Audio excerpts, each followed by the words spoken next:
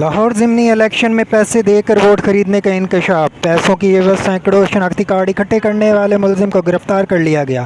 لاہور سے گرفتار سیاسی ورکر کا تعلق پی 168 سے ہے۔ ملزم خالد حسین کا تعلق پاکستان تحریک انصاف سے بتایا جاتا ہے۔ ویڈیو ملاحظہ فرمائیے۔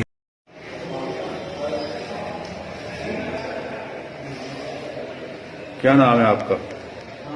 میرا نام سر خالد حسین۔ کیا کرتے ہیں آپ؟ میں ہیلتھ سے ریلیٹڈ میرا بزنس ہے اور ساتھ میں سیاسی ورکر ہوں۔ کون سی پارٹی؟ میرا تعلق پاکستان تحریک انصاف سے۔ تو یہ کیا چیز ہے؟ یہ سر شناختی کارڈ ہے جو کہ حلقے کے ووٹرز کے۔ کون سے حلقے؟ جی حلقہ 168 ہے 168۔ کیوں اکٹھے کیے ہیں؟ جی سر کیوں اکٹھے کیے ہیں؟ یہ سر لوگوں کے جو ہے نا کچھ ڈیمانڈ تھی کہ ہمیں پر کارڈ ان کے ساتھ ڈیل ہوئی تھی کہ ہمیں آپ اتنے دیں ہم ووٹ ڈالیں گے، تو اس سلسلے میں ان سے ہم نے کارڈ اکٹھے کیے تھے۔ تو یہ جو ہے نا اس سے 2000 اور کسی کو 3000 دینا تھا۔